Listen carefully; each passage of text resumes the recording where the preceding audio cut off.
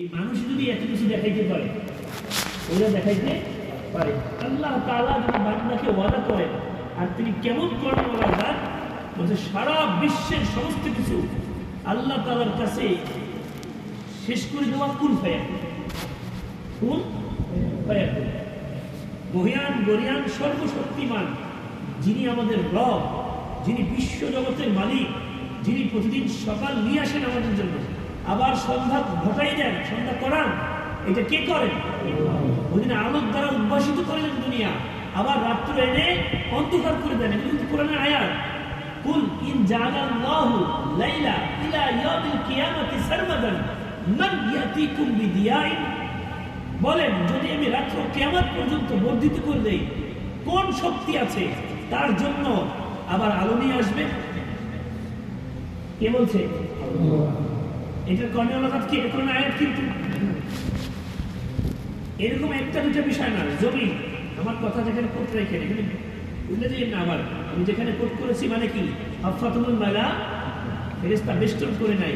এই বেষ্টন করার মধ্যে একটা সুপ্রিম পাওয়ার আছে আমাদের, যাকে তাকে বেষ্টন করে নেবে সবাই, এরকম বিষয়। হ্যাঁ, দেখবেন যারা আপনার দেশে দেখেছেন কিনা, আমি তো এরকম দেখছি, আধা ঘন্টা 1 ঘন্টা আগে থেকে খালি রাস্তা পরিষ্কার করে, কি এদিক থেকে একদিকে পুলিশ এইভাবে, আবার আর দিক থেকে পুলিশ এইভাবে, মানে দুই দিকে এভাবে। এরপরে আবার কি কি এসে করে কুকুর নিয়ে এসে এরকম করে। পরে জিজ্ঞেস করছি এত কিছু কেন, এত কিছু কেন করতেছে? বুঝছি তো কিছু। তারপর জিজ্ঞেস করলাম মানে এত কোন পার্সন যাবে এখান থেকে, একটা বিষয় তো থাকে। পরে আধা ঘন্টা পর, তাও কি আধা ঘন্টা পর দেখতে আমি কিরম হয়ে গেছে, আয় না কি আইব, আসে তো না। পরে শেষ পর্যায়ে দেখলাম কি কালা কালা জিপ, এমন আবার আগে কি মোটরসাইকেলের মতো পিছন দিয়ে ডান্ডা দাঁড় করানো, এরকম আবার কি কি জানে আছে সব দিয়ে, মানে এমন অবস্থা। এর মধ্যে যে এক জিপের দুই দরজা খোলা, এরকম সানগ্লাস দিয়ে দাঁড়া রয়েছে, সানগ্লাস দিয়ে দাঁড়া রয়েছে, এদিকে দেখে এদিকে দেখে, মানে একটা সুপ্রিম বিষয়। হ্যাঁ, কে যেন যাচ্ছে, কে যেন কে যায়, এরকম দেশের মনে হয় কোনো বড় একজন কর্তা ব্যক্তি, সে যাচ্ছে, হয়তো সে প্রধানমন্ত্রী, হয়তো সে কি, তার জন্য যদি এতটুকু পাওয়ার আর এত সুপ্রিম গার্ড থাকে, তো রব তার বান্দার জন্য বলতেছে, বান্দা যখন শুধু এলিমেন্ট নিসবতের ঘর থেকে বের হয়, আপনারা এখন একটা শিখতেছেন না কোন হাদিস, এটা ঘর থেকে বের হয়ে আসছেন না, এটা এলিমেন্ট নিসবত না? এখন শোনেন কি শুরু করছে, এই হুকুমুল মালাইকা আসার আগে শুরু করছে। আপনার গাড়ি এখানে না, শুধু ঘর থেকে।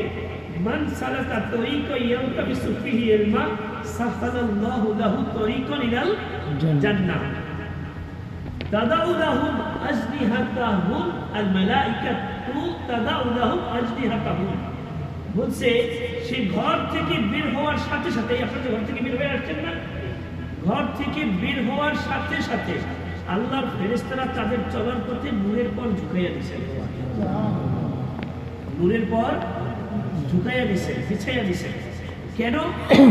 সুপ্রিম ব্যক্তি যার অনেক গুরুত্ব আল্লাহর কাছে, অনেক পাওয়ার, এই ব্যক্তি কোরআন হাদিস শোনার জন্য, শিক্ষার জন্য মসজিদমুখী হয়েছে, ইবাদত করার জন্য মসজিদমুখী, অথবা কোনো জায়গায় গেছে, কোন জায়গায় মাহফিল হচ্ছে দিনের, ওখানে গেছে। এখন ঘর থেকে বের হওয়ার সাথে সাথে ফেরেশতারা তার ঘরের গার্ড দিয়ে দিয়েছে, ঘরের জিম্মাদারি ফেরেশতারা তার ঘরের যারা আছে প্রত্যেকের জিম্মাদারি। এবং যে ব্যক্তি রওনা হয়েছে ওই ব্যক্তির পিতামাতাকে ক্ষমা করে দেওয়ার ঘোষণা হয়েছে। বলেন, আমি কথা বলে আমি বলছি নবী মুহাম্মদ সাল্লাল্লাহু আলাইহি ওয়াসাল্লাম বলে গেছেন, ওই ব্যক্তির পিতামাতাকে তার পাওয়ার শক্তি, তার মর্যাদা এই হিসেবে তার ছেলে মেয়ে, তার পিতামাতা খুঁজো, ওই পিতামাতাকে এখন ক্ষমা করে দেওয়ার ঘোষণা করা হয়েছে। কেন? তার সন্তান কোরআন হাদিস শোনার জন্য, শেখার জন্য কোনো জায়গায় যাচ্ছে। আপনারা কোথায় আসছেন? মসজিদে। এখন কি তাদাউ লাহু আল মালাইকাতু তাদাউ লাহুম আজনিহাতাহুম, ফেরেশতারা নূরের পর সাথে সাথে ঝুঁকাইয়া দিল।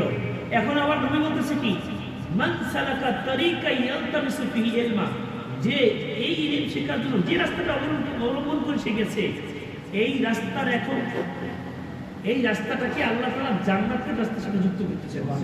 বলতেছে এর শেষ গন্তব্য হবে তরিকা ইয়ালতামিসু ফিহি ইলমা সাহালাল্লাহু লাহু তরিকান ইলাল জান্নাহ। সহিহ হাদিস। আল্লাহ তার জান্নাতের রাস্তাকে সহজ করে দেওয়ার জিম্মাদারি দিয়ে গেছেন। যার জিম্মাদারি আল্লাহ নেয়, জিম্মাদারি আল্লাহ, আর একজন দুর্বল বান্দার জিম্মাদারি কি এক? আমি বললাম দুর্বল বান্দারা দুনিয়ায় যেভাবে একটা মানুষকে ইস্তেকবার করে সম্বর্ধনা দেয়, ওইটা আর আল্লাহ